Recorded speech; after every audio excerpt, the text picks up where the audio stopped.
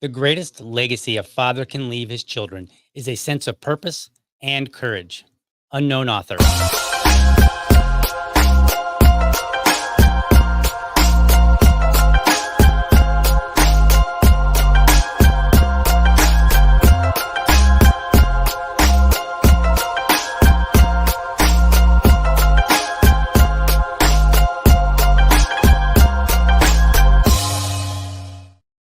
All right. Welcome to another episode of Dad Talk.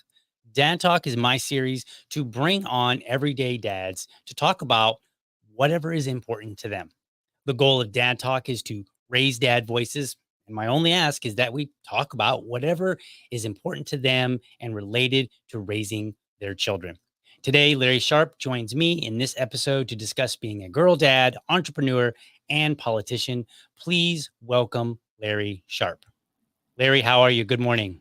How are you doing, my friend? Good to see you again. I'm doing very well. Cannot complain whatsoever. Got up at 6, got a little exercise in, ready to start the day. I mean, I guess we could complain, but would it really matter? Not really. The show Not must really. go on. Yes, exactly. Yes.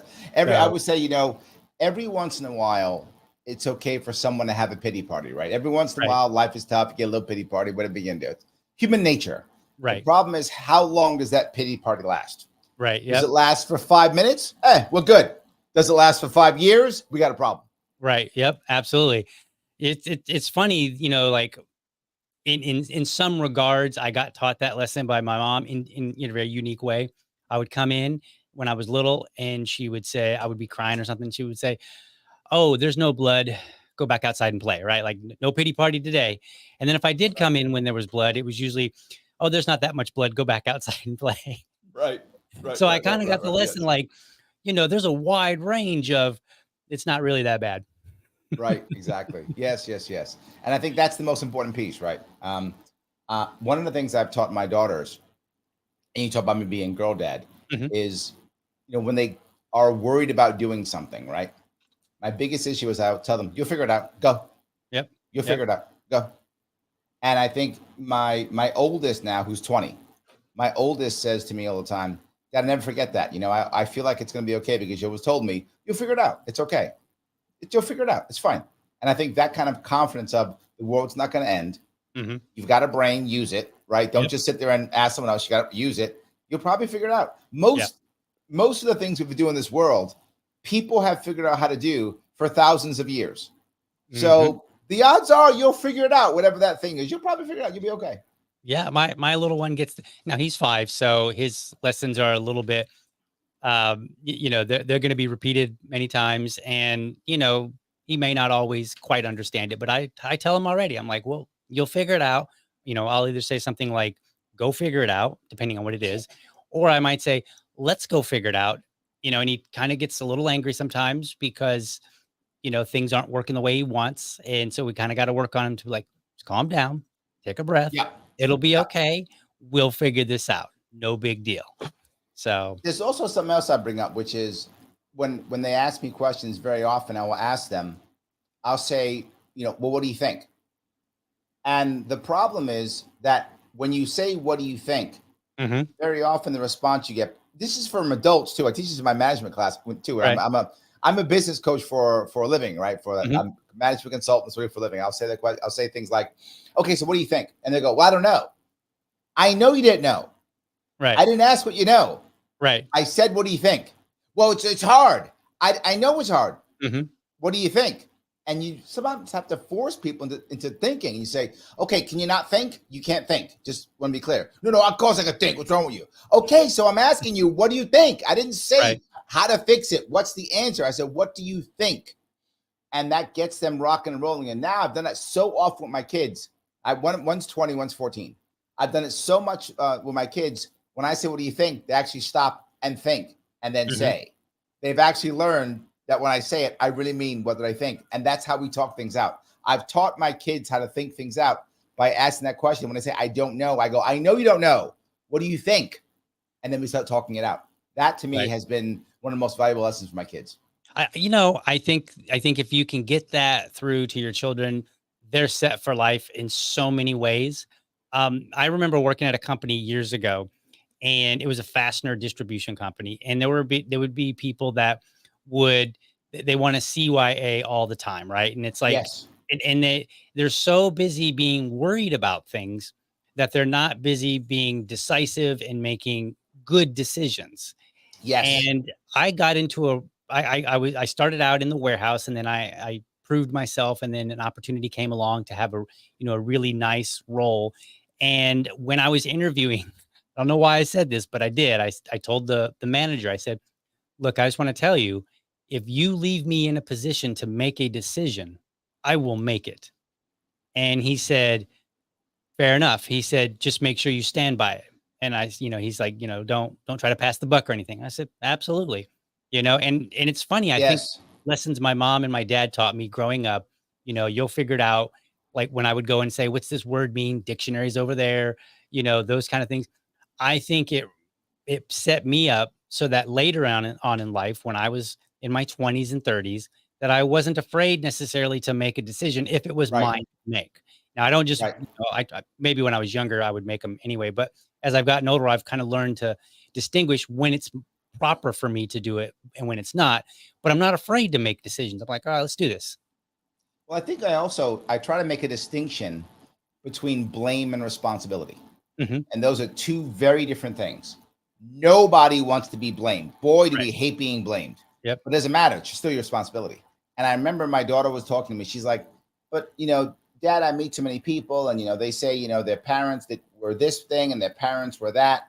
And I said, yeah, maybe you have bad parents or maybe you have a bad upbringing. Maybe. I mean, it happens to people. People have bad luck all the time. Hmm. Sure.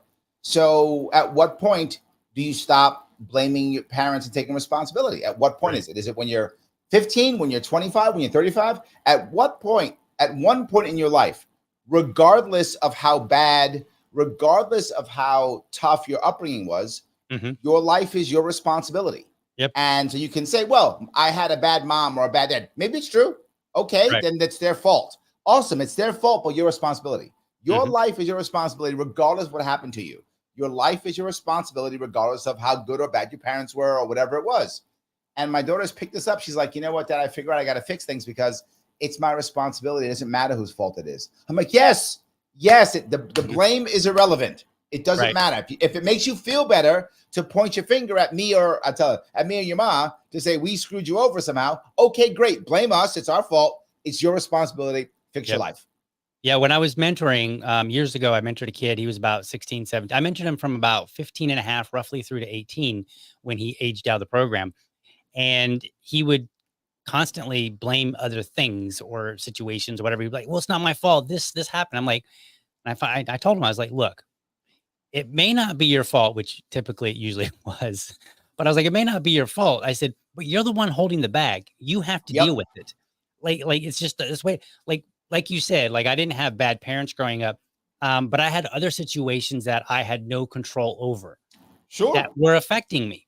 For instance, I'm 5'3". I'm 120 pounds, right? And once upon a time, it bothered me, and I was like, man, I'm short.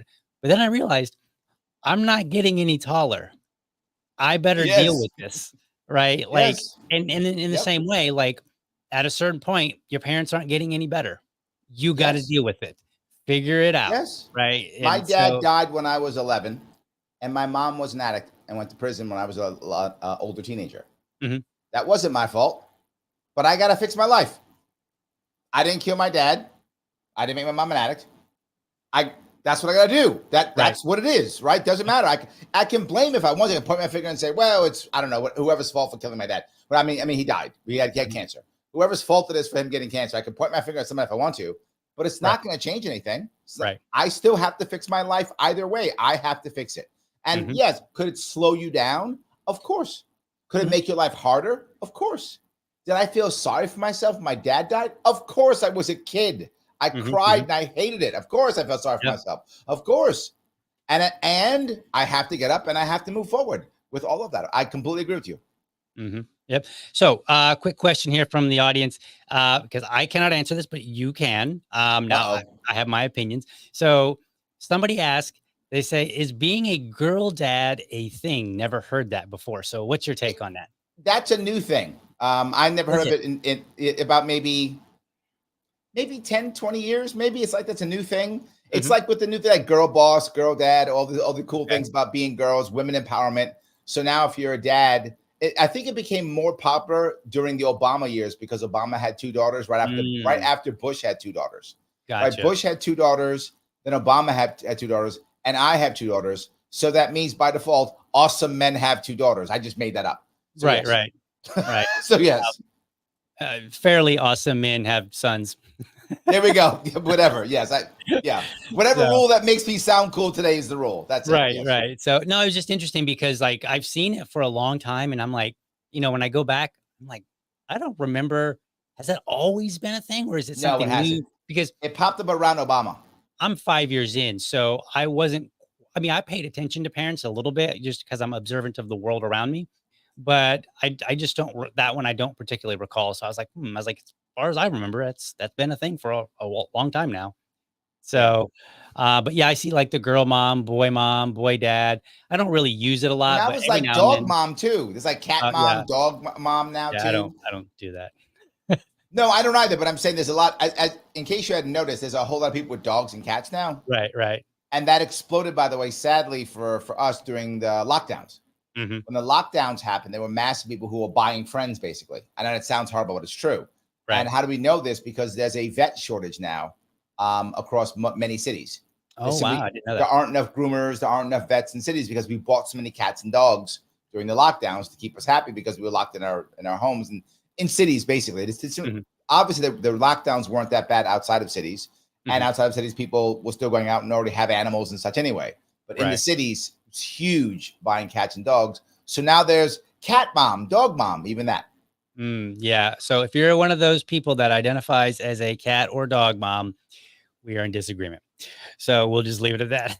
There we I don't go. I don't really because I'm like, for me, it's just there's something entirely different about children. I've had dogs. I've not really had any cats, but I've had dogs, and now I have a son, and I'm like, this is way different. I completely agree. Yes, no, no, Right. I don't call myself a dog dad. I don't do Right. that, but Right. I So accept that others call themselves as they want to be called. But no, but not me. yeah, awesome. So in your like, what are some of the lessons other than what we've already talked about? What are some of the lessons related to like entrepreneurship and maybe even being a politician that you've come home and I mean through those activities that you've come home and kind of presented ideas or things that you've learned and passed them on to your two daughters? Well, I think one of the biggest things about that is I would say two important pieces. Mhm. One of them, the most important, I think, is and again, this goes also into my training also, and that is you build a team and you build loyalty through failures, not through successes. Right. So if you and I do a thing together and we succeed, yeah, Mhm. that's great. We were awesome. If everything was great, we didn't have any setbacks or failures, that's nice. But we didn't really bond as much as we could have. But if Mhm. you and I go off and do a thing and there's failures, and then we push through those failures together, and then there's another failure and we push through, now we are together. Now we are bonded. Now Mhm. you and I we built a team. You Right. see you see who's ride or die when it's die. Right. Right? That's when you see who's ride or die. And I think that's what I learned. I looked at and I'll go through both my political and then I'll go through my business. Politically, in 2018, my run in 2018 for a libertarian in New York State was magical. Mhm. We had such a great run. We raised over $500,000. We got on the ballot for the first time in New York State history. It was magical. We got on all the big shows. It was a great run. And then, of course, for those who don't know, the state destroyed the party, destroyed everything I built up in 2020. So I went for it again in 2022. Mhm. 2022, the state was ready for me and came Mhm. at me harder than it ever could. I also raised almost $500,000. I got sued off the ballot. I went to court 8 times. I failed Wow. miserably. I couldn't even get on the ballot in 2022. The Libertarian Party in New York State is completely destroyed. And unless a miracle happens, it will never come back. I will never be able to vote for Libertarian in my state ever again. That's not Wow. hyperbole. That's not an exaggeration. It is gone, destroyed. And when that happened, I watched how many people all of a sudden forgot who I was, all of a Mm. sudden forgot my name, all of a sudden no one talked to me anymore. Right. I saw who was behind me when I needed them most. So I think you build your team Mhm. for failures, and you learn who you can count on when you're failing. I think that part's really critical, right? That part matters tremendously. Second piece I would say is you also realize how many people respond to incentives, Hmm. right? So you don't want to blame when when when I'm an entrepreneur and people don't buy my product or service. I shouldn't say, well, people are stupid. Hmm. What I should say is, do I have the right audience? Or Right. do I have the right product? Or do I have the right spokesperson? Do I have the right marketing? What can I do? Right? Is my product bad? And when it comes to Liberty, I know my product's awesome. So the question is my audience right? Is my message right? Is the system of delivery correct? Right? How do Hmm. I make the other thing happen? And generally speaking, for us, it's working on the system versus working on the people. But I hope that was helpful. Yeah, absolutely. That's really interesting. And now I've never run for office, and it's very unlikely that I ever will. Just not really my thing. Mm. But I'm pursuing the podcast thing, and I've got some other things that I'm doing. And my wife is an entrepreneur because she's a real estate agent and she's an investor. And it's funny, I think people don't really understand the value of understanding who is really with them until they Yeah. hit a low point. Yep. And I remember years ago, before my wife was actually a real estate agent, so real estate investors do all kind of slick things. And I don't mean that in a negative sense. They have ways to try to buy and Yes. sell houses. And some 100%. of them kind of ride the line a little bit of what's permitted. But not necessarily, again, not in a bad way. Just, like, hey, how do I accomplish this task? Here is one way to do it. And so she was following this one way, and she accidentally stepped over the line too far and was engaging in what would be considered real estate agent behavior, right? And so now she's run afoul of the law. She got somebody turned her in, and we ended up hiring a lawyer. She got fined several $1,000s. And Wow. here's what she told me after the dust all settled and we got work through it. She said, "I'm really glad that you were there by my side and you not one time criticized me." She said, because all I did was I was like, all right, let's figure this out. And I was furiously reading the law as much as I could to try to figure out, like, okay, what are some of our advantages? There weren't any. It was a mistake, and end of story. And so I told her at the end of it, I was like, well, I guess we won't do that again, will we? Right? Yeah. It's that simple, and it's a little easier because obviously we're married, and hopefully, people would expect a spouse to be that way.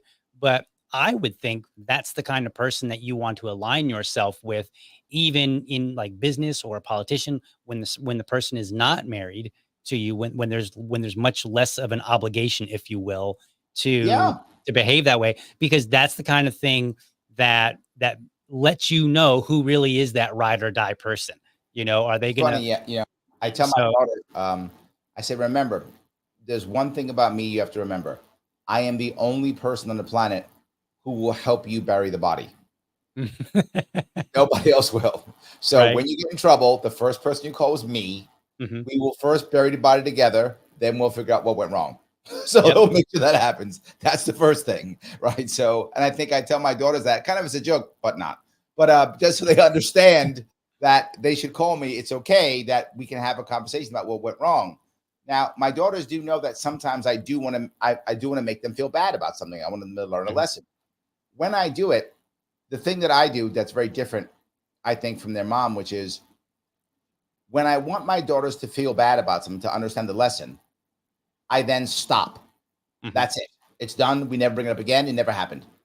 So I'll say, "Do you understand how how this hurt me? Do you understand who it hurt someone? Whatever." I'll say, whatever the case. Mhm. Do you understand that? And they'll be sad and go, "Yes, I know. It felt so bad." I say, "You feel like this is my words. You feel like crap?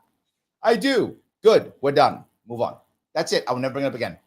I will never bring that up ever again. They might bring it up like Right. a year or two later. I'm done. Once you understand the damage of what you've done, Mhm. okay, now let's go fix it. That's it. Right. We're done. I Yeah. never gonna ever again. It's very rare for me, and people who know me, and this is how it works well in politics, by the way. I rarely hold a grudge. Mhm. Rarely. Sometimes, but it's very rare. So people who disagree with me, people who don't want to hang out with me, people who get mad at me, then they call me later and go, "Hey, Larry, can you help me raise money?" I go, "Yeah, fine, let's go." Mhm. So I rarely hold a grudge. As long as they know that I was upset, we just kind of move on.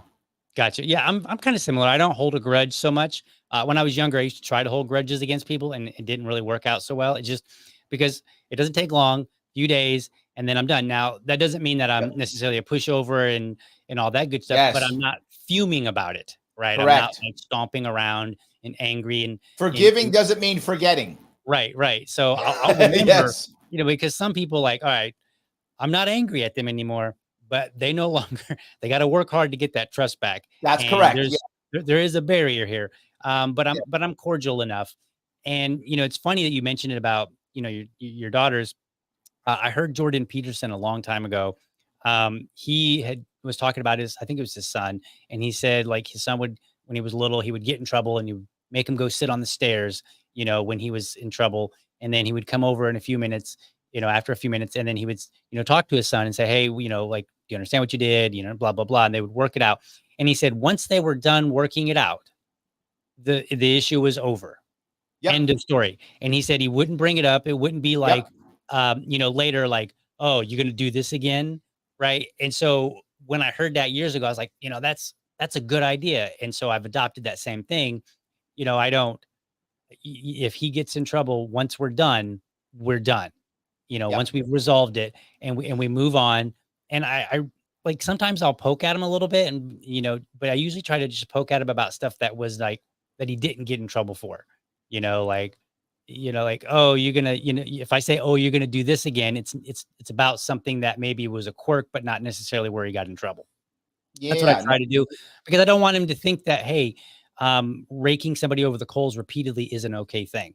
It's not. absolutely. And I talk about this in customer service also, right? If you're in a customer service environment, I say once your customer has a problem, fix the customer's problem to the best of your ability, right? Do all the things that you do in your customer service world, whether it's fixing the problem, saying sorry, whatever the issues are, do it.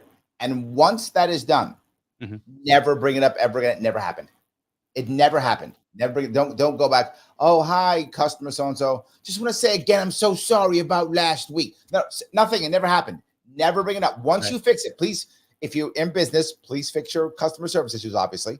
But Mhm. once you've repaired those issues, never bring them up ever again. It never happened. The faster you can bury the negative past and focus on the good that you're doing, the better. There's a ratio. Some psychiatrists, psychologists brought this up in any relationship, that to have a positive relationship, no matter what it is, friend, family, romantic, anything, if it's going to work out well and be positive, there have to be 3 positive interactions at minimum for Mhm. every 1 negative. Right. If you don't have 3 positive or more, obviously, versus 1 negative, it's not going to work. And I've always said to myself, that's a good thing to think about. Am I getting at least 3 before I have a negative? If I'm not, I got a problem. And if I Right. keep bringing up negatives, I'm reminding the negatives and I'm blowing my ratio out. Mhm. So no negatives. Right. And what I do, I don't know that I follow that in the same like conscious sense per se, but what I try to do with both my son and my wife is just to randomly, for no particular reason, like no specific reason at all, just give compliments, right? Just, to make sure that the relationship stays as positive, because I think sometimes it's easy for life to get away and then you forget to just let that person know, like, hey, you're awesome. Hey, like whatever. Sometimes it's just I love you. You're awesome. I think you're great. Give me a high five. Let me give you a hug. Those kind of things. Maybe sometimes it's, just remembering something that they did and say, man, that was really cool. Whatever you did, whatever they did or something like that. Because I think it for humans, for us, we get so busy in our lives that we forget that. And so I'm like, probably better to make it a conscious thing. And now I don't think it's nearly as conscious as it was. Like now it's just kind of part of my habit just to do it. Part of who you are. Yeah, Yeah, yeah. just No, now I my just there was there's a Chris it was a Chris Rock skit like Mhm. 20 years ago. He said women live on 3 things: food, water, and compliments. It's kind of funny. But you reminded me of that when you said that. That's a Chris Rock. That's not mine. That's Chris Rock's. I think Right. it's like 20 years ago he did that one. So it's kind of funny. But there's another piece that you bring up about the idea of it becoming like you, just who Mhm. you are now. And that's a critical piece, right? Again, when I talk to people in general, and I tell my daughters this too, I say life is not, if you want your life to be better, just change your habits. Mhm. Improvement is about changing habits. It's really what it's about, right? Mhm. And most of the time when you're doing things you don't like, it's because you have bad habits. And I Mhm. have bad habits too. I try to fix them to the best of my ability. I then adopt more bad habits. I try to fix them again, right? I mean, Mhm. it's ongoing. Until Mhm. they Mhm. put me in a box, I'm going to have bad habits, right? But Right. I'm going to keep trying to repair my bad habits to the best of my ability. And I think we all should keep trying to make, and bad, by the way, you decide what bad is, Right. right? The world, you decide. If you think getting up late is a bad habit, then it's a bad habit. If you think it's a good habit, then it's good. If you think eating certain foods is a good habit, up to you decide what's bad. Mhm. And if you know you have an outcome that you're unhappy with your life, the odds are there are some habits you have to change. And that's the key thing to remember, right? If things aren't going well for you, whatever the case may be, not always up. Sometimes life hits you and it's not your fault at all. But if you've got to make changes in your life, it's changing your habits. So I talk about that constantly. And one of the things I talk about is people laugh at me all the time. They say, Larry, whenever you're in front of somebody, if they have an issue or concern and they want advice, you just start helping them. You start giving them advice, but you just do it all the time. I see you do it all the time. It's true. I started that, believe it or not, because I wanted to be a good consultant. Mhm. That was what I wanted to do. So I wanted to make sure that everybody I met, my habit was to try to help to the best of my ability every time I could. And now, to your point, I'm not doing it as a thing. I just do it. It's Right. my personality. I've changed my habits enough that that's my habit. If someone comes to me and says, "Hey, Larry, I got a problem with so and so," I go, "Let's try to fix that." I just start talking. Hey, what can we do? How's this Right. work? Can we do something about it? Do I know somebody? Do I know something? I try to help. And how that's worked out well for me is that it's made me a better networker for business, Mhm. right? It's made me a better networker for business because people get good advice from me. And I wasn't trying to do anything. They go, "Hey, you're a pretty good consultant. I know I need something." All of a sudden, I got a referral. Right. So it wound up making me a better networker, even though it wasn't my intent. And I think changing habits works that way. And I think what you're talking about is you're trying to be a better person with more compliments, more positive outlook. And you Mhm. probably initially thought, let me try, but then Mhm. it became Mhm. a habit. Now it's just you. It's Right. it's just who you are now. Right. And it's funny, a lot of times I don't like, I think people say look at it and say, well, if I want to change myself, it's really, really hard. And I, in some ways, yes, but I think the biggest hurdle is just choosing that you're going to do it and then following through repeatedly, no matter how many times that you fail.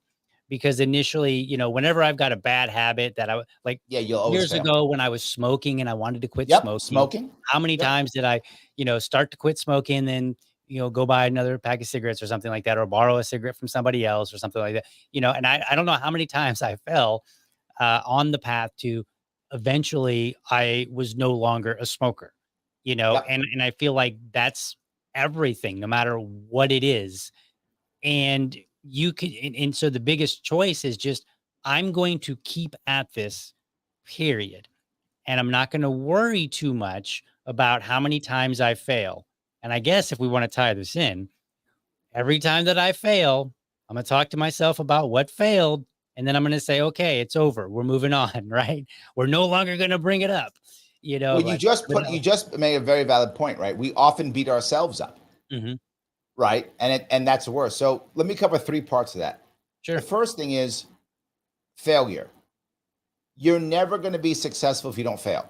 Mhm. Everybody fails their way to success, Mhm. period. Or you fail your way to not doing anything anymore, which is one of the reasons why people don't do anything because they're afraid to fail. Right. You can't fail if you don't try. Right. Right. Can't fail if you don't try. So I think everyone fails their way to success. Whatever you're good at now, if you're listening, you go, I'm good at this thing. You used to suck at it. Right. At Mhm. one point, you were bad at it. Whatever you're doing now that you're good at, you used to be bad at one point in your life. And then you kept doing it and you failed through it and you pushed through the failure. And now you're good at it, whatever that Mhm. thing is. So we all fail our way to success. The second thing is, generally speaking, it takes about 10 years to be a great at something. And that's from a book from, it's not mine. That's it was a book called Outliers. I Mhm. think it Mhm. was a book called That 10 Outliers. is that the 10,000 hours? Yeah, exactly. Which is about 10 years, give or Malcolm take. Gladwell. Malcolm Gladwell, yes, the Canadian brilliant guy from Canada. Yes. Mhm. Malcolm Gladwell wrote the book, and he says about 10 years. And that's come to be true in most things, about 10 years. Mhm. And I told my daughters this, which is why I try to get them into stuff early. Because as soon as you get them into something, they'll be good about 10 years from that. I first ran for office in 2016. So I'll have it down by 2026. Right. So it takes about 10 years. But what does that mean? That means 10 years of not being great, Mhm. of doing the thing and not being great. Can you push through that? The reality of it is most people can't and won't.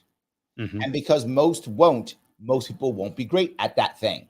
I Right. tell my daughters all the time, do the things that are hard. Why? Here's two reasons why. One, nobody else will. Mhm. And two, if you do the easy thing and you succeed, so what? It was easy. You do the easy thing and you fail. What a knucklehead. You failed and it was easy. Do Right. the hard thing and you fail. How could you? It was hard. You do the hard thing and succeed. You're a genius. You're amazing. Mhm. Mhm. The last piece I'll bring up is if you want to increase the odds of you getting through something or changing something, there's something you have to do, which is very difficult. But once you do it, it will help. Tell two people. Mhm. Yep. So I want to stop smoking, or I want to wake up earlier, or whatever's the thing I want to do, right? Whatever habit I've decided is bad, I now want to change that habit and do whatever the thing is. So let's say I want to quit smoking as an example, just because you mentioned it. Mhm. If you decide I want to quit smoking, a way of helping yourself and increasing the odds of you doing it is telling two people. And here are the two people you tell. Tell somebody that you love, and then tell somebody that you respect. And for the purposes of this exercise, they may not be the same person. Okay. So if you love and respect somebody, pick one of them Okay. and go someplace else and pick one of them. An example might be someone like maybe a mentor or teacher who you respect. Tell Mhm. them. And then someone, maybe a mom or a cousin or maybe a friend you've been together for a long time that you love, tell them. Why? It is very easy to let yourself down. It is not very easy Mm. to let others down, Yeah. specifically those who you love and or respect. So if you want to stop smoke or whatever, you want to get up earlier, you want to Mhm. you want to learn Spanish, whatever's the thing you want to do, the habit you want to change, go to say your wife. I'm hoping you love your wife. Go to Mhm. say, hey, sweetheart, Most I definitely. want to, I'm gonna stop smoking, and I've decided you must always have a date, a specific time, what you're gonna do, and the thing you do that's measurable, Mhm. something measurable. Doesn't matter what it is. I'm gonna only smoke one cigarette a day starting Monday. I made that up. I have no idea how you quit smoking. I've never smoked, Right. Right. but I'm making that up. I'm gonna smoke one cigarette a day starting Monday. You tell your wife. Then go to some guy or gal who you respect, maybe a former boss, maybe a mentor. Say, hey, I want to let you know something. I want you to check in on me. I'm gonna quit smoking. And the first thing I'm gonna do is by next Monday, I'm gonna smoke only one cigarette a day. Let me know. Just reach out and bug me about it.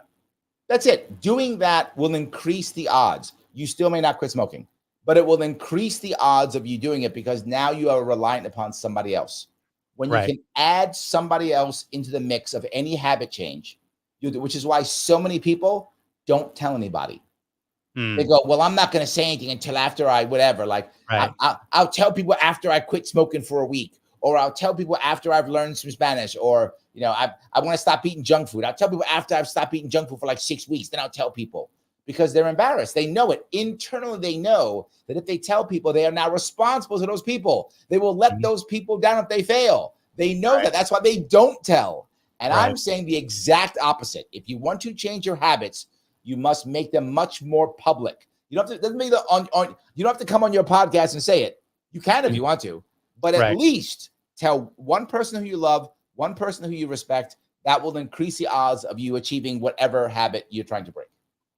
Good thoughts. I like it. I like it. I was reminded of a story. I don't know if it's a real one or not, but it's one of those that goes around and people tell when they're giving speeches and talks and whatnot. Um, there was a businessman and he was very successful. And he was asked, how did you get to be so successful? And he said, by making decisions. And they Mhm. said, well, what kind of decisions? And he said, good decisions. And they said, well, how'd you end up making good decisions? How'd you learn how to make good decisions? He said, by making bad ones. Right. Yep. And I think we have to learn to be comfortable with, like you said, failure.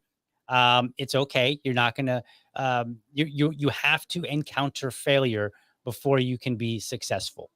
Yep. Because that goes into understanding what it takes to be successful. And it goes for any Yep. endeavor, whether it's smoking, Hey, I've got to fail a few times before I get it right Yeah, and figure of out course.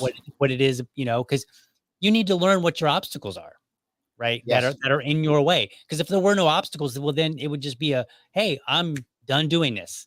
Well, And not just that, then there's no pride in what you've done. right. Right? I mean, the reality of it is anything, and anyone who's listening right now or watching right now, if there's something you're proud of, whatever that thing is you're proud of, it wasn't easy or you wouldn't be proud of it. Mhm. Right? Whatever you've achieved in your life, if you're happy with your job or your education or something you've done or some achievement you've made, if it was easy, you're not proud of it because it Right. was easy, right? You're proud of it because it was hard, Right. because you had to think or do something or maybe fail or be afraid of failure. That's what Mhm. actually made it actually better. And if you're good at something, again, it's through failure. Yeah. I have a similar saying. It's how do you make good decisions? You do it. You make good decisions through valid experience, good experience. How do you get good Mhm. experience? Bad decisions. Right. Yeah, Yes. and it's funny, um, my last weekend, it was my son's last basketball game, and it was funny because we were getting ready to leave, and he said, "Dad, I'm gonna score today." And I was like, "All right, let's see it." And he hadn't scored yet. He had not made one single basket yet. And the challenge that he was facing is that he would basically take too long to set up. Like he would, Mm. the game's moving fast, and he Yep. would try to get all set up. And by that time, some other kid done took the ball. Yep. And and so I was like, okay. I was like, cool. Let's watch it happen. This will be great. So we go in and we're watching, and then all of a sudden, he actually ended up making a basket. And it's Nice. funny because I didn't that this was not a lesson that I taught him. He just, at least not consciously, he just was like, I'm gonna do this today. Okay. And then he went and he did it. And then he ran around. Like, I mean, the game's still going, and he's running around the court, getting high fives from all the parents, getting excited, jumping. Dad, I made it. I made it. I'm like, you sure did. I'm like, giving him a high five and all that stuff. And I'm like, all right, now get back in the game. Right. Yeah. Yeah. Great. Great. Great. Now go play. and, Yes. Yes. and he was so excited, and I'm willing to bet that is exactly, he may not be able to describe it in those terms, but I'm willing to bet that he knew it's tough. I've had trouble doing it before. I finally did it. That's why I'm so excited, because he knew how tough it was for him already, right? And I But didn't there's have to something else. There's something else. Is mhm, he told you before he did it? yeah, That and that was key pretty wild. aspect. He Mhm, told you, which meant in his mind, obviously he knew this consciously, but mhm, unconsciously in his mind, he was like, I really want to do this thing. And he knew unconsciously if he told you that he would work harder for it. right, He and he knew did. in his and like at an unconscious level, he knew that. So he told you, and he knew you were watching. And he's like, Mhm, the advantage of that is twofold. One, now he has to work harder. And two, once he does it, you're extra proud, yep, right? And he knows that. And every boy, every boy on this planet wants one thing more than anything else. And they will do anything. And when I say anything, I mean anything to get it. They want an older man that they respect to say, well done. mhm, yeah, You know it. You're a man. You know it. I know it mhm, too. We will do and I mean, that's why we join gangs and kill people. yep, yep. I'm not joking. No, Some women may I'm not get this. on board Yes, 100%. anything. Yep. That's what I've that's what boys want. I have told people before, I said, the problem that we have in our society is, at least here in the US, is that we no longer have that moment where a boy becomes a man Yes. and older men, established men Rite of passage. confirm it, right? We don't have the rite of passage. And I always tell Yep. people this story, and they think I'm crazy, and I don't think that we should necessarily do it in this manner, but it's very telling in my opinion. There is a tribe, or was maybe in the Amazon, and when it was time for a boy to become a man, the village would go out and they would catch bullet ants, and they would Mhm. basically use something to knock them out, and they would make these weird gloves, and they would stick the bullet ants, the heads, through into these gloves, and then the boys would have to wear them for, like, I don't know, 5 or 10 minutes or something like that. And like, I've seen the video of these kids there, and they're kids, okay, like they're like maybe Yes. 17 or something like that, maybe not even that old, I don't know. No, no, And they're this is probably like 14, 15. And this is their rite of passage. And Yes. what I tell people, I'm like, the key to the rite of passage is not that we need something pretty wild like bullet ants, although in this society, maybe that would be a good kick. Might But be. the real thing is we need we need men to confirm it was one Yes. part of it. And then the other part is now that you're, we're telling you you're a man, but now it's the expectation that you act like a Hmm. man. And I Yes. got that from my dad in the most subtle way. When I turned 18 and I moved out, I would constantly, call up my mom and dad or come over to the house and I'm like, and I would present them this decision that I would have to make. And I'm like, what do you think I should do? What do you think I should? And I was constantly doing that. And one day my dad was like, son, you're a man now. You're going to have to learn to make decisions and live with them. And like that was like that. I'll never forget that moment. And that was the moment. Now that I look back, now that I'm a little older Sure. and I understand these things, I look back and I go, that was my rite of passage. That was my dad telling me, you're now a man. So we've confirmed it. And then he says, I'm going to expect you to act like one. Yep. And maybe not right away, did I? Of You know, I course. No. I No. I Yeah. I had Yeah. to grow up still, but and I feel like that's very lacking in this society. That's like you said, that's why they join gangs. That's why Yes. that's why guys go out and sleep around, and do all these Yep. things, trying to get, trophy, whatever you want, however you want to phrase it, right? They do all these things because they are looking for the validation that they're not getting, and they get it from 100%. other guys. They do. So And it's not the whether or not right stuff. That's the correct, problem. not the right Yes. guys, not the right things. Correct. When So a guy's giving him a high five when he's sleeping around, having four baby mamas, then mhm, he just has four baby mamas because right, every adult male around him is going, well done, look at you getting all those women. Yeah, that's what he's right, gonna do. Of course he right. is. Right. And Mine, believe it or not, because my father passed when I was young. mhm, Mine was the Marine Corps. The Marine Corps was my rite of passage. I would say all the time, the Marine Corps saved my life. And I know some people in today's world get upset when I bring up like male versus female things, but mhm, it doesn't matter if you get mad at me. I don't care. right. Boys need a rite of passage. We Yep, just need it. they do. And there's another thing I say, and it gets people mad. I say sometimes a boy needs his ass whipped, and I don't mean necessarily by his dad. It could be Mhm, by life, mhm, mhm, right? And I don't also mean that physically. It right. could mean mentally. It could be, but it could be physically, depending on the person. Mhm, But a boy needs to have something harsh happen to them yes, so they can go, oh my God, okay, this is real. I'm I not a get it. boy anymore. Mhm, I'm not a boy anymore. Holy right, cow, I'm not. I'm a man. I got to be like one. So that ass whipping has to come at one point in some form. And for too many boys, it never comes. right, And that's why they're 40 years old, still blaming their parents, still not making things work, still not taking responsibility for their life because they never had that rite of passage. They never had it. The story I tell often is when I joined the Marine Corps recruiter offered me something. He offered me 4 hard years. mhm, And I said yes. And I said yes to that because I didn't, again, to my point, then I didn't know that. mhm, But looking back, I just wanted positive male role models. And the Marine Corps gave that to me. I didn't have them. I didn't have a dad to tell me, get up and do this, do that. I had Marine Corps sergeants. mhm, That's what I had. And, I think more of us need that kind of thing as a rite of passage. I think you're totally right. right. Speaking of rite of passage, Brian Fleming asked, he says, "What kind of rite of passage do you think would be the most appropriate right now?" Um, I don't know. I think the bullet ants might not be so bad. What do you think? Well, I'm going to go by America, I guess, because you're talking about Mhm, yeah, America. What yeah, American boys need now, we cannot get. Our culture will not give us. It's a fantasy. We'll never get a bullet ants or anything harsh at right, all. right. It's not a thing. Most of our upbringing for children in schooling is utterly feminized. Mhm, So there's really no way. I mean, the vast majority of people in schools are women. The vast majority of teachers are women. Administrators are women. It's feminized. We're not going to get it from our school system. That's mhm, not going to happen. It's got to come from somehow our culture or from our communities or something like that. And I think you do find you are finding is a lot of men's groups. A mhm, lot of men's groups are popping up to try to create that. It's very difficult to happen.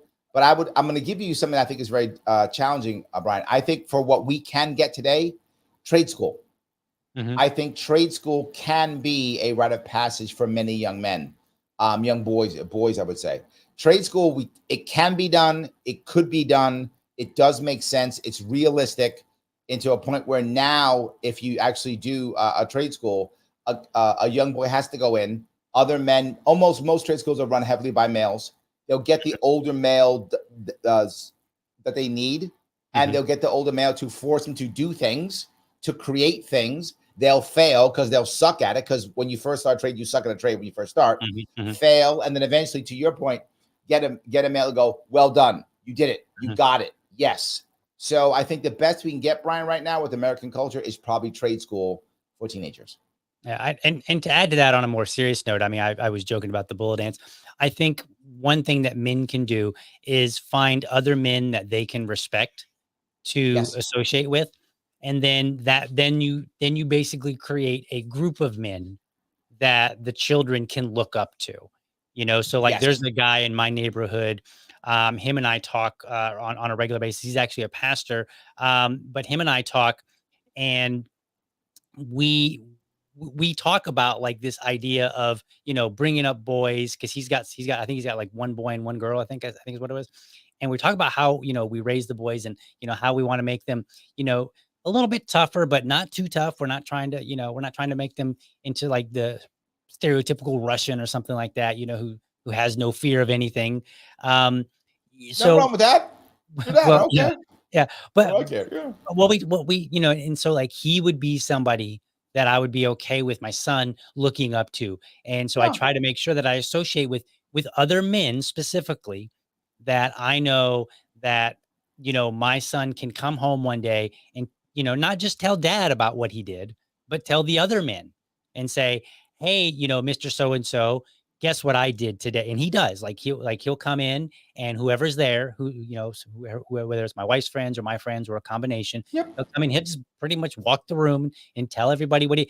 And we give him the opportunity. We make sure that he has that opportunity to express, the Yeah. things that he's done or his That's the ideas. community piece I was talking about, which Mhm, I agree with you completely. I think it's a wonderful idea.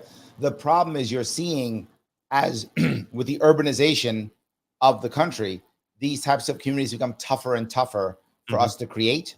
Not impossible. I love it, and it should happen. Also, you find less and less people going to church. I think church groups do work well. Religious groups do work well. That's those groups. Civic centers do work well. But you find less and less Americans go to church also. You mhm, also find men's groups like that being attacked as being toxic, being mhm, attacked as being odd or weird or that kind of thing. So yes, everything you said I think would be amazing. Communities should be doing this. It's mhm, just difficult now, and I was bringing I was trying to answer Brian's question more universally, right? mhm, What could we do universally as a nation, which would be trade school? But to be very forward, all your ideas are amazing. I like all of them. I think it could actually work, and there may be one chance of it changing. The lockdowns were terrible for our country, but there were a couple of, I guess, silver linings in them. One of them was people are beginning to de-urbanize, mhm. right? People are leaving the cities and going to suburbs and rural areas. Now there are some negative things to that too, but the positive that could come from that is building out more communities. Right, If you build out more communities, I think ideas like yours are much easier to have pop up and to work well. right. Couple other questions here, or at least my one. Let's see here. Isn't no sound bites allowed? Isn't being in business or politics just like being a dad? I had a friend of mine, and I agree with her. She was another trainer. She said, if you want to find the best management books, they're in the parenting section. Hmm. Interesting. So, yes, there are. It depends on how you want to lead, right? Most people, when they talk about leadership, talk about things like strength. They talk about things like, being the smartest guy, knowing all this stuff. That's what most people think, and they're all wrong. The Mhm, mhm, reality of good leadership is being able to empower people. That's the mhm, truth. I mhm, talk about the idea that if you're going well in your career, you go from doing to deciding to empowering. mm, That's where you go to become a great leader. Parents are the same way. I tell my kids all the time, here, parenting, let me talk about parenting in general. Parenting, if you understand two things, is actually very easy. If you understand two things, most people cannot get around these two things. Thing number one, your kids are not now and never will be you. right. And boy, is that hard for parents to understand. Mhm, They do mhm. not want to hear that. They don't want to believe that. No, no, no, no. When I was a kid, like they think that that's number one. Number two, you cannot control your kids. Right. You just cannot. You can't control them. You can't protect them. You cannot. It is impossible. They will Mhm. have to go out and do things. They'll figure stuff out. If you understand those two things, what is your job as a parent? Many things. The number one thing is a good example, because kids do not do what you say. Kids do what you do. Right. Period. You can say all the things, but they're going to copy you. And to your other point, other adults around them. But they're going to Mhm. copy you. And that's what they're going to do, regardless how smart you think you are, regardless how good you think you are. If you get that piece, that's helpful, which means your goal is to empower them and to have a good example. And to be honest, to follow what No Soundbites Labs is asking, that's also good leadership. They're very Mhm. similar. All right. Last question, and then we're going to wrap up, good sir. From That Liberty Lady, Larry, what do your kids think about you being a libertarian and in politics? Well, the funny thing is, the politics part isn't what they care about. They care Mhm. about when I'm in front of people. They love it. They love when I'm in front of people. They love when I go on podcasts. They love the fact they can tell their friends I was on Joe Rogan. Like they Right. love that. They Yep. love that. They love they love when I go on TV. I was just on News Nation last week. Like they love when I'm on TV.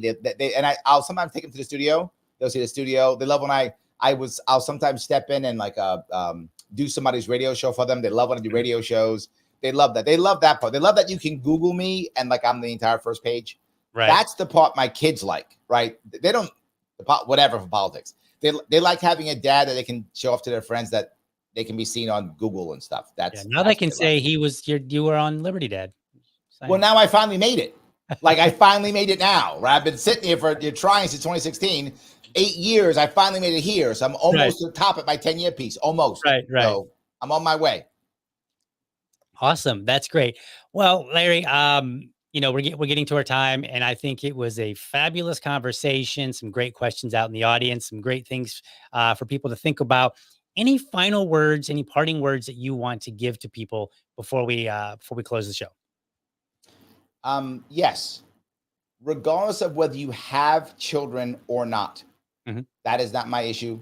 Everyone should have children in their life in some way. Mhm.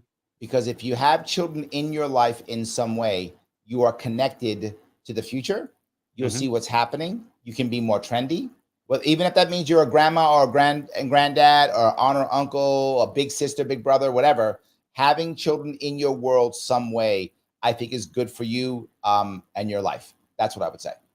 Awesome. Hang backstage for just a moment and let me close the show out. Again, thank you so much for joining the show. It's been great. All right, folks, thank you for watching. I hope you found this episode informative and inspiring. Be sure to catch me Monday through Friday, 7 a.m. Eastern, for an informed discussion on politics and culture. Make sure you are subscribed to my YouTube channel, or if you prefer, my Rumble channel. You can go to youtube.libertydad.com or you can go to rumble.libertydad.com. While you're there, let me know how I'm doing by leaving me a comment. Remember, last but not least, if you're a champion of liberty, your business is people and your product is liberty. I want you to have a great week and a great weekend. Catch you next time. But for now, I'm out.